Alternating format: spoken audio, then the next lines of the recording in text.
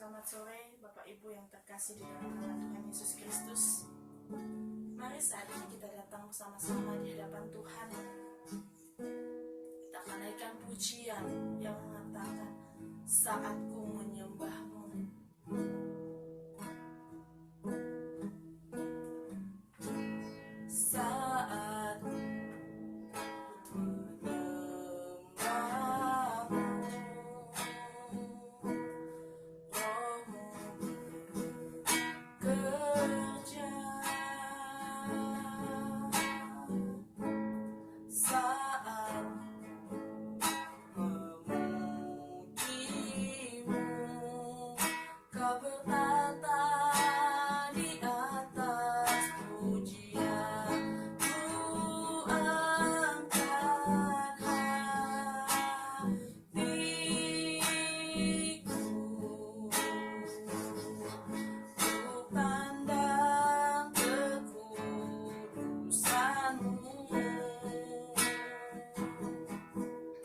Saat ku sembah,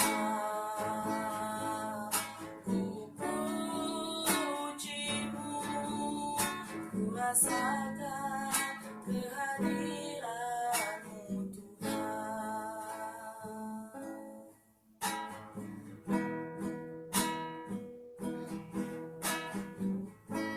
Saat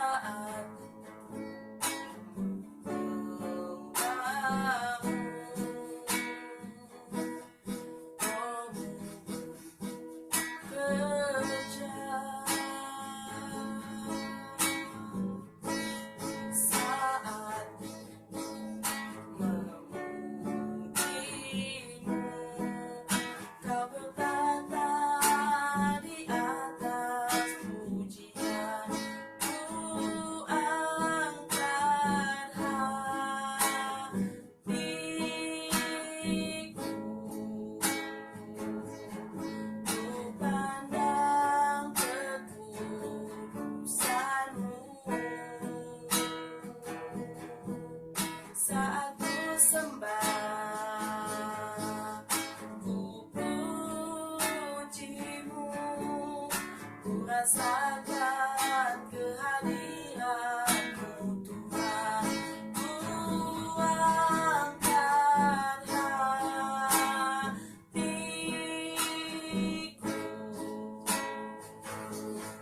ku pandang kekudusanmu. Saat ku sembah, ku pujimu, ku rasakan kehadiranmu Tuhan.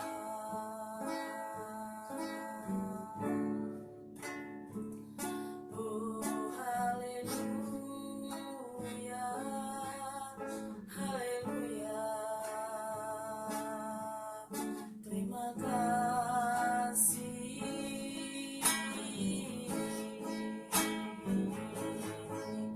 terima kasih Tuhan, kami menyembahmu, kami tinggikan namamu.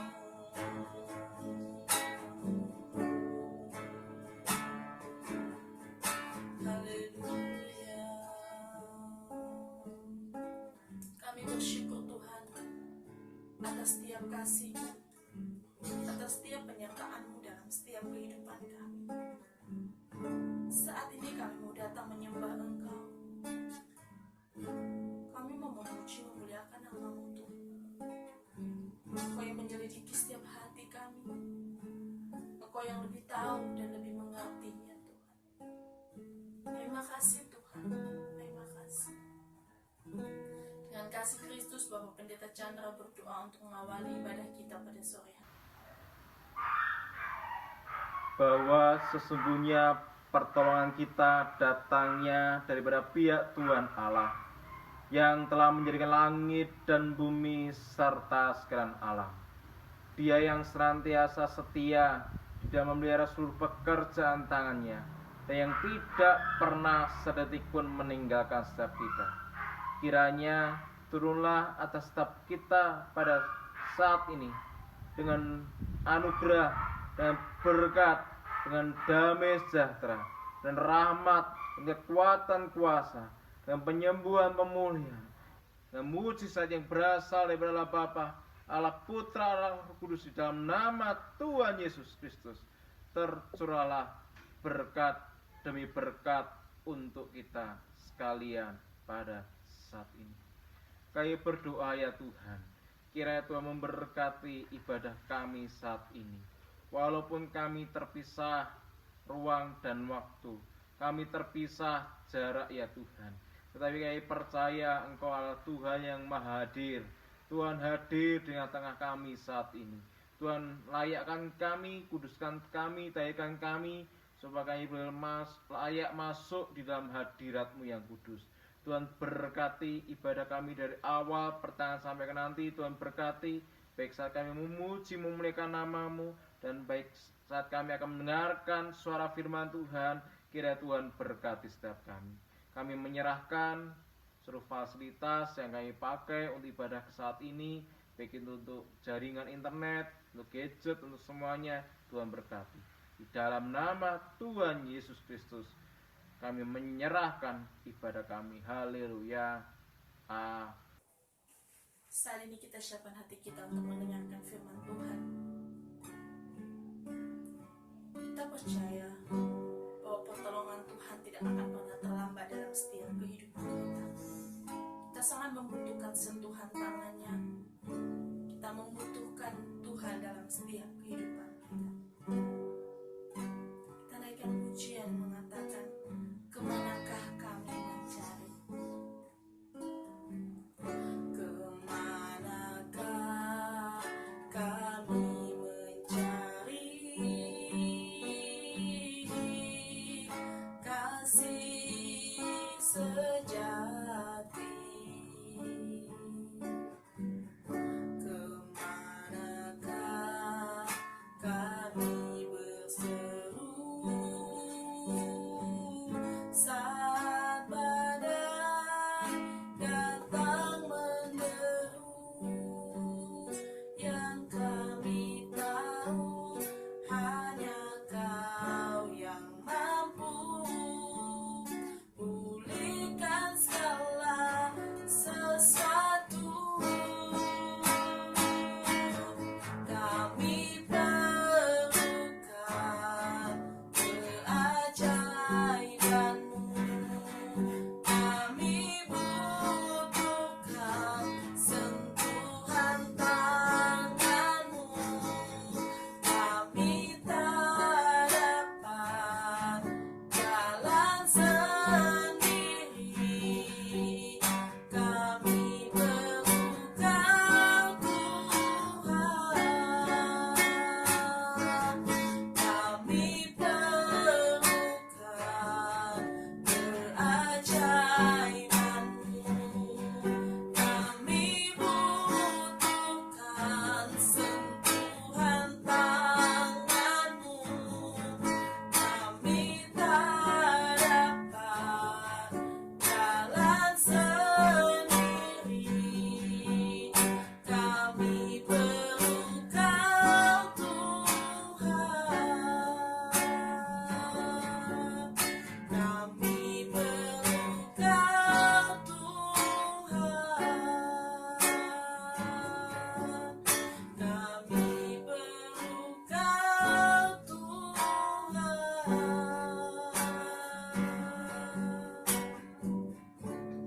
Saat ini Tuhan, kami mau siapkan hati kami untuk mendengarkan firman-Mu. Berbicaralah kepada kami Tuhan. Berkati wapi hamba-Mu yang akan menyampaikan firman-Mu Tuhan. Kiranya firman-Mu apa yang kami dengarkan pada hari ini memberikan kekuatan dalam setiap kehidupan kami. Terima kasih Tuhan. Dalam nama Tuhan Yesus kami berdoa dan mengucap syukur. Haleluya, haleluya. Amin. Ya, shalom. Saat hari ini kita bersyukur Bapak Ibu dan saya masih diberi kesempatan untuk kita tetap beribadah bersama-sama walaupun kita terpisah ruang, terpisah jarak, terpisah waktu. Tetapi jika kita masih diperkenankan Tuhan untuk beribadah, Ini adalah kasih karunia yang daripada Tuhan. Pada kesempatan saat ini saya mengajak Bapak Ibu untuk bersama-sama membuka bagian firman Tuhan yang terambil dari kitab Amsal. Kitab Amsal pasal 30, kita akan melihat satu ayat saja Bapak Ibu, di ayat yang ke-25. Amsal pasal 30 ayat yang ke-25. Mari kita akan merenungkan bersama-sama bagian firman Tuhan ini, dan saya akan membacakan bagian ini untuk kita. Amsal pasal yang ke-30 ayat yang ke-25. Demikian firman Tuhan. Semut, bangsa yang tidak kuat, tetapi yang menyediakan makanannya di musim panas. Semut, bangsa yang tidak kuat, tetapi yang menyediakan makanannya di musim panas. Kita akan berdoa. Sungguh bersyukur untuk waktu dan kesempatan yang Tuhan telah berikan kepada setiap kami, sehingga kami masih bisa memuji, memuliakan nama Tuhan, sehingga kami masih bisa beribadah bersama-sama walaupun kami ada di tempat kami masing-masing. Saat ini ya Tuhan, kami memohon anugerah-Mu. Kiranya kebenaran firman-Mu boleh Tuhan perdengarkan kepada setiap kami. Bila firman-Mu menghibur kami, bila firman-Mu memberi kekuatan kepada kami, bila firman-Mu boleh menuntun perjalanan kehidupan kami. Hamba-Mu hanya manusia biasa, penuh dengan keterbatasan kelemahan. Kiranya Allah Roh Kudus boleh memberkati, mengurapi setiap kami. Di dalam nama Yesus, haleluya, amin. Bapak Ibu yang kasih Tuhan, seringkali manusia dengan segala keunggulannya, dengan segala kehebatannya, dengan segala pengetahuan yang dimilikinya, seringkali menjadi makhluk yang sombong. Seringkali dengan akal budi yang dimiliki dan kecerdasan yang dimiliki, seringkali berkata bahwa manusia dapat menaklukkan alam ini dan kemudian menjadi pribadi-pribadi yang sombong. Tapi kalau Bapak Ibu melihat, memperhatikan Alkitab, seringkali Tuhan mengajak untuk umat Tuhan, mengajak orang percaya untuk boleh belajar daripada binatang. Jadi seringkali tingkah laku binatang, seringkali apa yang dimiliki oleh binatang, kerja keras daripada binatang, seringkali dipakai oleh Tuhan untuk kemudian mengajar manusia, dipakai oleh Tuhan untuk menegur manusia. Ada banyak binatang yang kemudian muncul di Alkitab yang kemudian dipakai oleh Tuhan untuk memberikan pengajaran kepada manusia. Bapak Ibu bisa melihat ada Raja Wali, kemudian yang disebut, kemudian ada burung-burung di udara, ada ikan yang besar yang menelan Yunus, ada ulat, cacing, dan segala macam. Jadi itu adalah binatang-binatang yang kemudian dari tingkah laku mereka, dari karakter yang mereka miliki, kemudian dipakai oleh Tuhan untuk kemudian mengajar manusia. Sebenarnya di dalam dunia sastra, Bapak Ibu akan akan juga menemukan, apalagi kalau Bapak Ibu pernah melihat atau pernah berada dalam situasi Bapak Ibu ada di masa-masa anak kecil, Bapak Ibu, masa-masa masih sekolah, seringkali guru kemudian mengambil sebuah gambaran tentang binatang, kemudian diberikan kepada murid untuk kemudian menjadi bahan pelajaran. Itu yang kemudian fabel, Bapak Ibu. Jadi dari tingkah laku binatang, dari karakter binatang itu kemudian dipakai untuk mengajar manusia. Dan yang menarik Bapak Ibu Saudara, di dalam kitab Amsal, Bapak akan menemukan secara khusus banyak binatang-binatang yang kemudian dipakai oleh Raja Salomo yang menuliskan kitab Amsal ini, kemudian dipakai untuk kemudian menggambarkan karakter yang ideal, kepribadian yang ideal yang harusnya dimiliki oleh orang-orang. Salah satu binatang yang kemudian muncul adalah semut. Saya percaya Bapak Ibu pernah atau bahkan sering melihat semut. Bahkan ada di antara Bapak Ibu yang mungkin sering merasa terusik dengan kehadiran daripada semut ini. Mungkin Bapak Ibu merasa jengkel dengan kehadiran semut ini. Karena apa? Seringkali makanan yang kita taruh di lemari makanan kita atau makanan yang kita taruh di meja baru ditinggalkan sebentar, sudah dirubung oleh semut. Seringkali kita berupaya untuk kemudian membunuh semut itu yang dalam jumlah banyak. Tetapi pada saat ini saya mengajak Bapak Ibu untuk boleh melihat karakter daripada semut ini. Sehingga dari karakter semut ini mari kita bisa praktekkan, bisa kita teladani di dalam menghadapi situasi wabah corona yang sedang melanda bangsa kita. Beberapa waktu yang lalu Pak Jokowi kembali berpidato untuk kemudian kita berdamai dengan situasi wabah corona. Berdamai di sini bukan berarti kemudian rakyat Indonesia diminta untuk takluk, untuk kemudian menyerah, tidak. Tetapi bagaimana rakyat Indonesia didorong oleh Pak Presiden di dalam kondisi berdamai dengan COVID-19, kita diminta untuk kemudian bisa merangkul COVID ini, kemudian kita juga bisa tetap waspada, tetapi kita juga kemudian bisa tetap bekerja di dalam kondisi yang harus tetap mengikuti protokol kesehatan. Bagaimana hidup kita harus tetap berjalan, roda ekonomi harus tetap berputar.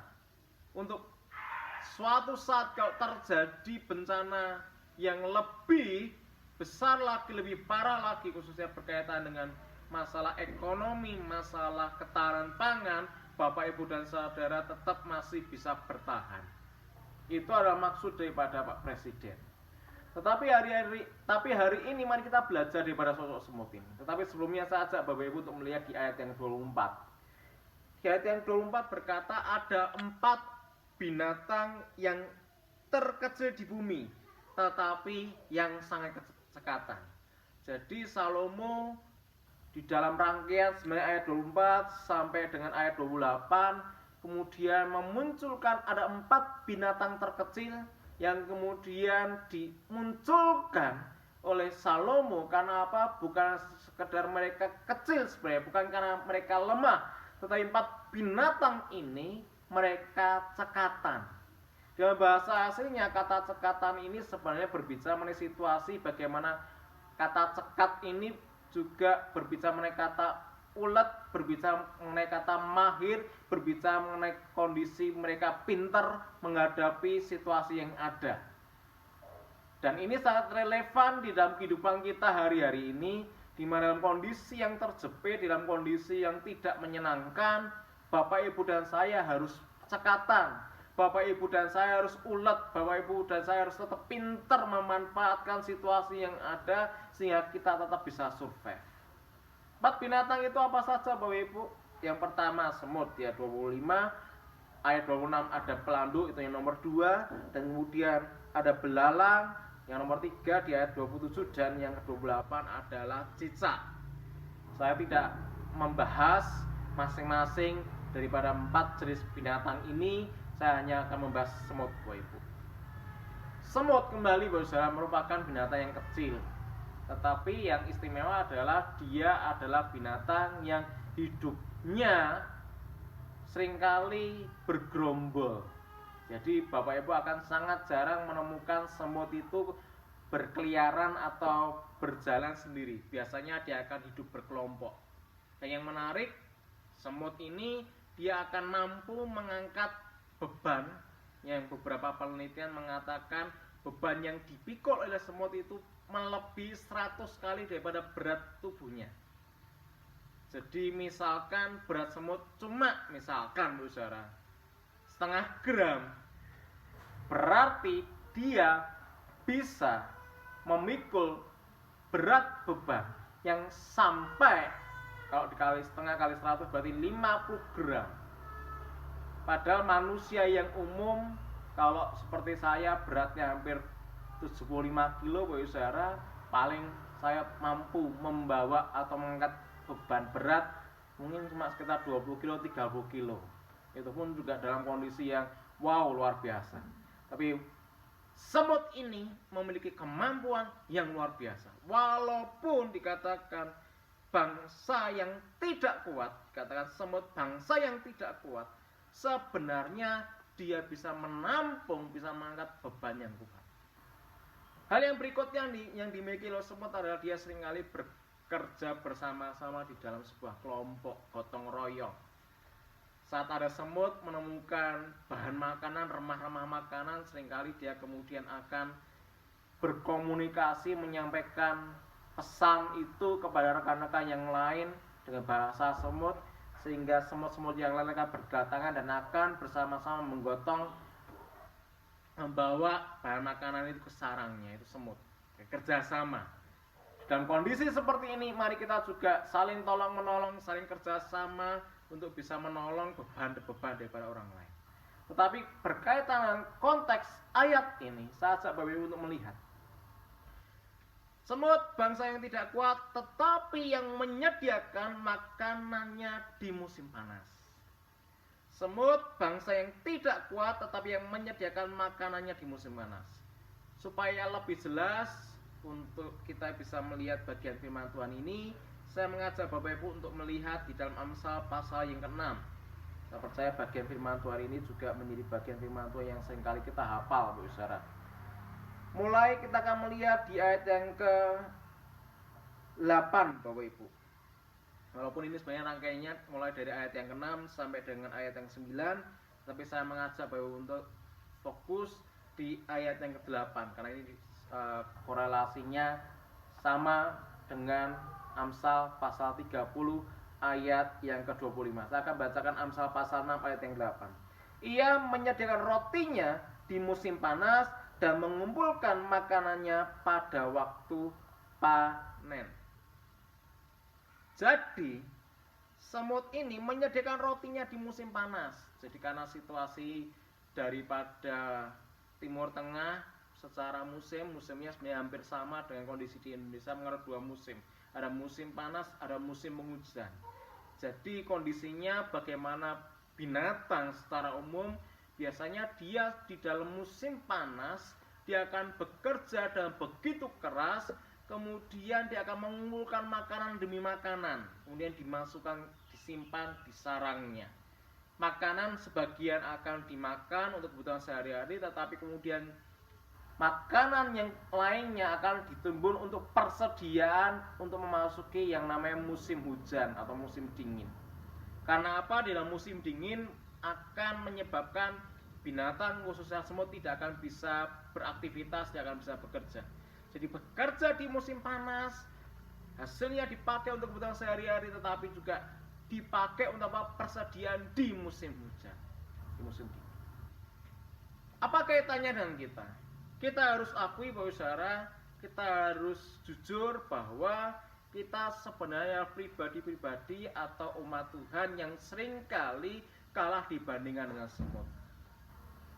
Kalau Bapak, Ibu, dan saya bekerja, seringkali hasil daripada uang kita, hasil daripada pekerjaan kita sudah kita langsung habiskan di hari atau di minggu-minggu yang sama, sehingga muncul istilah lebih besar pasak dibandingkan tiang, artinya lebih banyak pengeluaran dibandingkan pemasukan. Itulah yang kemudian menyebabkan dalam situasi kita berada di dalam kondisi seperti ini, kemudian kita tidak bisa mengatasinya, tidak punya persediaan, kayak gitu, persediaan uang, persediaan makanan dan segala macam. Sehingga dalam situasi wabah ini sebenarnya mengajarkan kita untuk kembali kepada makna yang sesungguhnya di awal. Bagaimana Bapak Ibu saat kita mendapatkan berkat, mendapatkan hasil, ingat bahwa hasil yang kita dapat tidak harus kita habiskan langsung, tetapi ada sebagian yang perlu kita tabung. Demikian juga kalau Bapak Ibu melihat Yusuf pada waktu dia dipercaya oleh Firaun untuk kemudian menjadi orang yang mengepalai sebuah mega proyek. Saya sebut mega proyek karena apa? Ya, Yusuf dipercaya oleh Firaun. Setelah Firaun mendapatkan mimpi, dan mimpi itu berhasil diartikan oleh Yusuf, bagaimana 3,5 tahun akan berada dalam kelimpahan, 3,5 tahun akan berada dalam bencana kelaparan.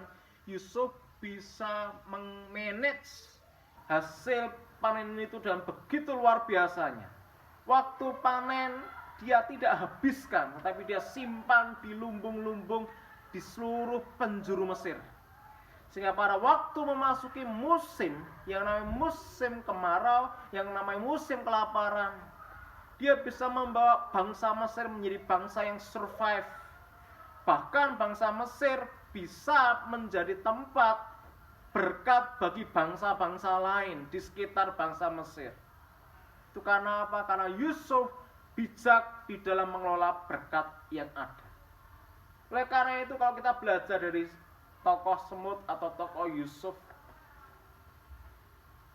hal yang paling penting adalah saat Bapak Ibu diberkati dan begitu melimpah, ingat, jangan dihabiskan langsung, tapi mari kita simpan, entahkah di celengan, entahkah di tabungan, entahkah di manapun. Celeng, karena celengkan, bukan celeng binatang, celengkan, tabung, karena kita tidak tahu kita akan menghadapi hari-hari yang modelnya seperti ini, hari-hari yang apes, hari-hari yang sial. Kalau kita sudah ada cadangan, oke, kita memang akan khawatir, tapi kita akan bisa survive. Berarti ubah paradigma kita, ubah hidup kita, bagaimana kita mengelola keuangan. Saya masih ingat bahwa ibu saya dididik sejak kecil, baik dari keluarga orang tua ataupun kemudian dari pendidikan di sekolah. Saya masih ingat kalau beli apa-apa, sekarang ini berbicara mengenai sesuatu yang harus dibeli, maka kalau barang itu mau dibeli, rumusnya sederhana, tabung dulu baru beli. Mungkin berbeda dengan banyak orang di zaman sekarang. Kalau mau membeli sesuatu, seringkali karena mungkin dapat bisikan daripada para marketing ngomong, dah beli dulu. Uangnya dari mana? Utang. Uangnya dari mana? Pinjam, baik dari bank, kredit, dan segala macam. Itu yang kemudian menyebabkan orang-orang menjadi konsumtif, orang-orang kemudian tidak bijaksana, utang untuk membeli barang, sehingga pada waktu situasi sekarang bingung, bayar utang piye, dan segala macam. Sehingga mari dalam situasi seperti ini kita belajar dari tokoh semut, menyimpan makanan, mengumpulkan makanan di musim panas, tetapi sebagai persediaan di musim yang namanya musim kemarau. Menyimpan persediaan makanan pada waktu kita diberkati banyak, sebagai persediaan saat kita akan diizinkan memasuki musim-musim yang tidak menyenangkan. Sehingga Bapak Ibu, kita memang berdoa supaya wabah COVID-19 ini bisa cepat berlalu daripada kehidupan kita. Harapan doa saya adalah demikian, wabah ini bisa cepat berlalu. Tapi kalaupun hari-hari ini mungkin COVID-19 ini masih baru akan berakhir, entah 1 bulan lagi, 2 bulan lagi, 3 bulan lagi, 4 bulan lagi, atau 5 bulan lagi, mari kita bijak di dalam mengelola keuangan kita, bijak di dalam kita mengelola berkat-berkat kita.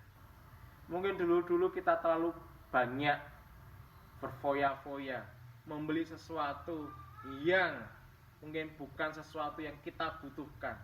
Mari kita belajar bijak, supaya kita bisa survive, supaya kita bisa melewati. Dan juga percayalah, tetap masih ada Tuhan yang menjadi sumber berkat kita. Jadi pada saat ini Bapak Ibu, mari kita belajar dari sosok semut ini, supaya kita diingatkan kembali menjadi pribadi-pribadi yang walaupun tidak kuat tetapi bijaksana, walaupun lemah tetapi cekatan. Di dalam menghadapi situasi wabah seperti ini, tetap bisa survive, tetap bisa berjuang. Amin. Mari kita berdoa. Sungguh kami bersyukur untuk kasih karunia-Mu di tengah-tengah kami. Ampunkan kami, seringkali kami tidak bijak di dalam mengatur keuangan kami hari-hari yang lalu. Seringkali kami lebih banyak pengeluaran kami dibanding pemasukan kami. Seringkali kami lebih banyak berfoya-foya membeli barang-barang yang sebenarnya kami tidak terlalu butuhkan. Ampunkan kami sehingga saat wabah Tuhan izinkan terjadi, bencana Tuhan izinkan terjadi, kami gagap, kami tidak siap ya Tuhan. Kami kebobolan. Kami mohon pertolongan-Mu, kami mohon anugerah-Mu, sehingga kami boleh dimampukan menghadapi situasi hari-hari ini. Kami percaya Tuhan tetap memberkati kami. Tetapi kami mau belajar untuk mengubah paradigma kami. Supaya di saat Tuhan memberkati kami dan begitu luar biasa, kami menyimpan itu sama seperti semut, menyimpan bahan makanan di musim panas untuk dipergunakan di musim dingin ya Tuhan. Terima kasih untuk firman.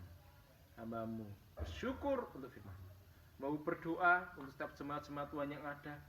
Kiranya jemaat-jemaat Tuhan boleh diberkati Tuhan, dikuatkan oleh Tuhan di tengah-tengah kondisi pandemi corona ini. Baik kesehatannya diberkati, baik ketahanan ekonomi diberkati, ketahanan pangan diberkati, bila kuasa Tuhan bekerja. Berkat-Mu juga boleh ada untuk setiap kami, supaya kami tetap menaruh harapan percaya kami, iman kami hanya kepada Tuhan Yesus. Kami juga berdoa untuk GPI Fata yang tanggal 9 Mei kemarin berulang tahun yang ke-35. Kami mensyukuri perjalanan GPI Fata sampai hari ini. Tetapi kami juga berdoa biar perjalanan GPI Fata di kemudian hari tetap eksis di dalam Engkau, tetap bersama-sama Engkau, boleh memenangkan banyak jiwa untuk Engkau. Berkati Bapak Pendeta Dr. Surya Kusuma sebagai gembala sidang kami, sebagai orang tua kami. Tuhan berkati, kuatkan kesehatan beliau. Terima kasih ya Tuhan, berkati bangsa kami, untuk Pak Presiden Jokowi dalam mengatasi COVID-19 ini. Tuhan berikan kebijakan, berikan anugerah. Demikian juga untuk pemerintahan yang ada dari tingkat pusat sampai daerah boleh berkoordinasi dan baik supaya bisa mengatasi COVID ini. Berkati untuk dokter, perawat, tenaga medis yang berjuang, ya Tuhan berkati.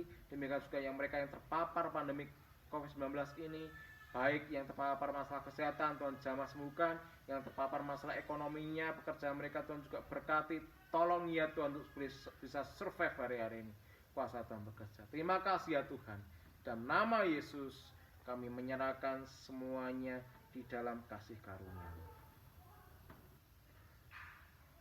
Tuhan memberkati engkau dan melindungi engkau. Tuhan menyinari engkau dan wajahnya dan memberi engkau kasih karunia. Tuhan menghadapkan wajahnya kepadamu dan memberi engkau damai sejahtera. Kiranya kita boleh membawa berkat yang berasal dari Bapa, dan kasih karunia dari